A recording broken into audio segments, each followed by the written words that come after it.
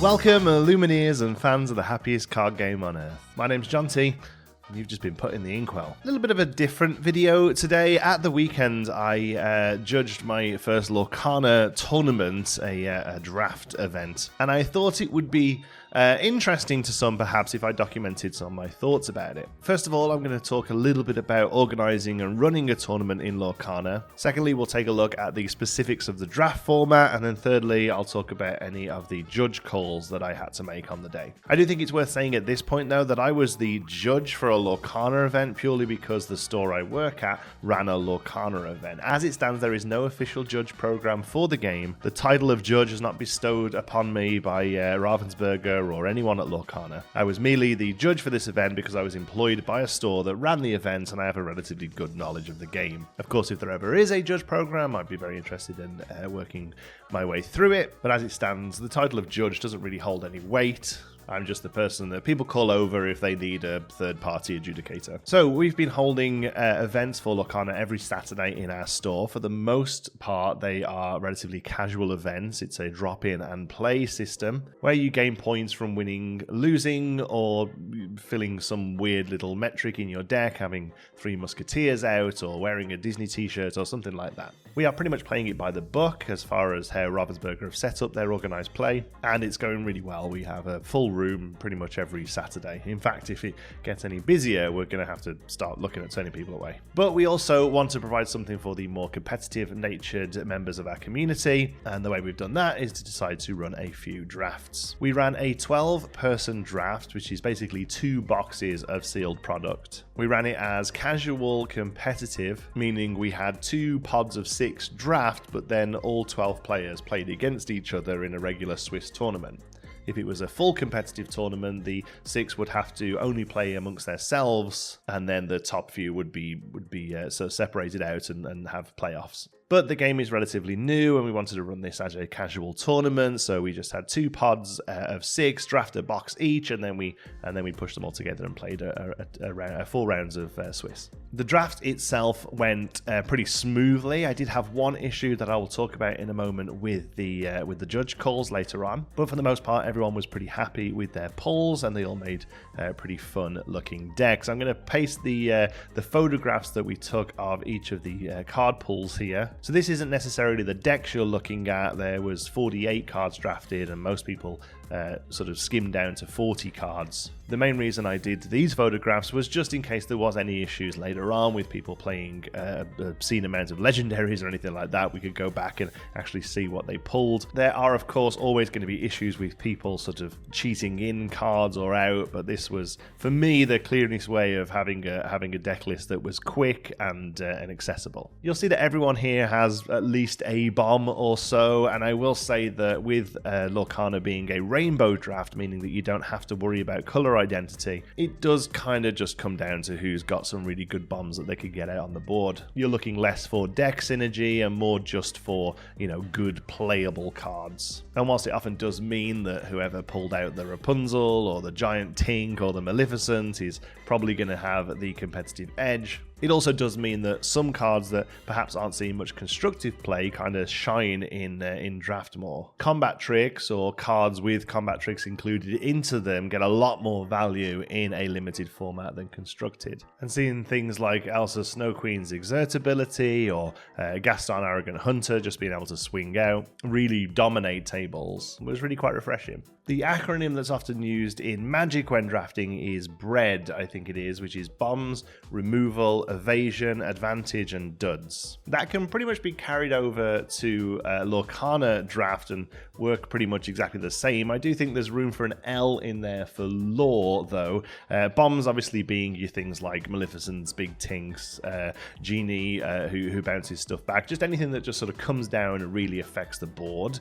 Removal, obviously, things like Dragonfire, Let It Go, Grab Your Sword, anything like that that's just removing stuff from the board. board. Evasion obviously being the antithesis of that, anything with ward or evasive, just stuff that's sticky and stays around on the board.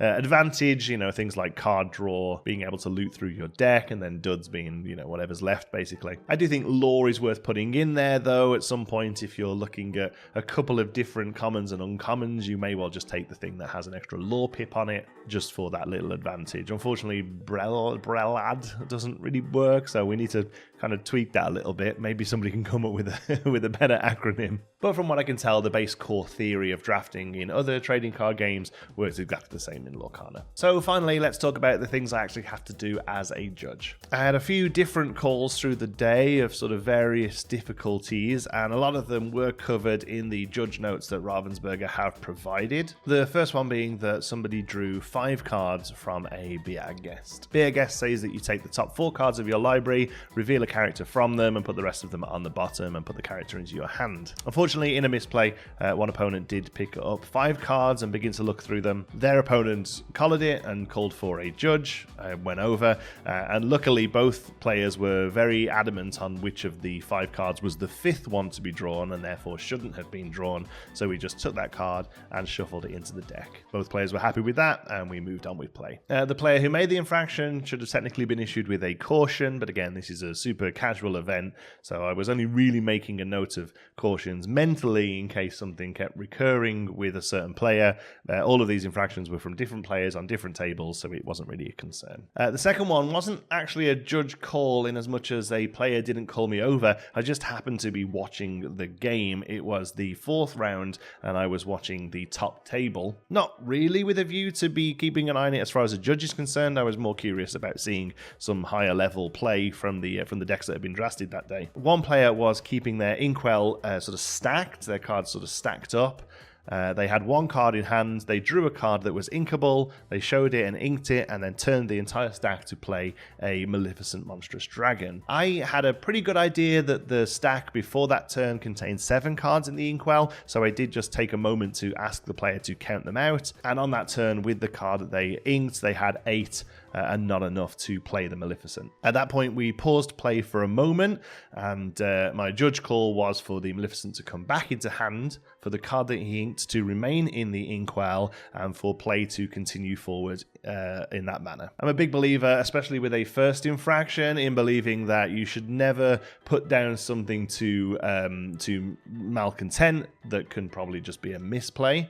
So the player was again issued with a caution, and play continued. Whilst it most probably was a misplay, you can't really give that player an advantage at that point for making the misplay, and you could argue that their opponent had an advantage as they've inked something they maybe wouldn't have done, and the opponent is aware that they have a Maleficent in hand and can therefore play around it. But we still have to try and make as little change to hands and board state as possible, so I still think that was the best call there. And the third major issue we had was quite a fun one. It was actually back in the drafting stages. A player called me over to say that at the end of pack 2 being drafted, they had 23 cards in their pile instead of the 24 that they should have had. So at that point, we placed down pack 3s that we hadn't actually opened yet, luckily, and I got everyone to count the cards in their pile. The other 5 people in the pod all had 24 cards, and this one player had 23, so it didn't seem that anyone had sort of drafted an extra card by accident. We then took a moment to step back from the table, check underneath packages or through bags or anything like that. Unfortunately, the one card that was missing couldn't be found. Now at this point it's a tricky one, because basically any one of the 6 people at the table could well have just pocketed an extra card, unfortunately. But again, until proven guilty, I don't think anything should be put down to cheating. That could well have just been a misplay. But we still have to come up with a way to get that one person an extra card, so they're not a card down in their draft. I had to think about this one for a moment briefly. There was nothing on the official rulings regarding anything like this, and I had to think back to some of the Magic drafts I've done in the past and to see perhaps how they would think about it. Couldn't really find anything online after a quick Google, so I had to just come up with an answer on the fly. I thought about it for a moment and thought that if anyone was to be passed a pack that didn't have any rares in when they were expecting at least 1 rare in, basically pick 2, They would have said something at the time, which led me to think that one of the cards that was missing was most likely a common or an uncommon. So the store opened a pack that they had for sale and removed the rares from them and allowed the player who was a card down to choose a uncommon or common card from that pack to continue play. That way everyone was back up to 24 cards, but that one player didn't have a particularly incredible advantage from being able to choose a new rare from a new pack. The player and the rest of the pod were all happy with this decision, and we moved on with play. So there you go, my first sort of delve into adjudicating Lorcana. I'm very excited to do it more. We are going to be running more drafts at the store, and we are toying with the idea of running a larger constructed tournament as well. It's a little out of our wheelhouse, but there is an appetite for it in the area, and we are one of the few stores that are able to run organized play for Lorcana, so it's definitely something we're considering. But I would love to hear from you. Have you had to judge any Lorcana events yet? Have you played in any competitive tournaments? And if so, how did it feel compared to other games? And do you agree with the calls I made? I'd be really interested. It's all done and dusted now, and everyone had a good time, and I feel like I made calls to the best of my ability, but if somebody has a better suggestion, I would love to hear it. All of this knowledge is good for all of us. A rising tide lifts all boats. Something a little bit different today. We will be back to card analysis as soon as we get some more spoilers. There was a little spoiler with I'm Stuck, but it didn't warrant its own video. I don't think it's a very good card. I think everyone thinks it's really good, and I don't think it is. Sorry, Pooh. But we'll talk about that more when we have a few more to talk about alongside it. Thank you so much for watching. I hope you've enjoyed it. Until the next one, be good.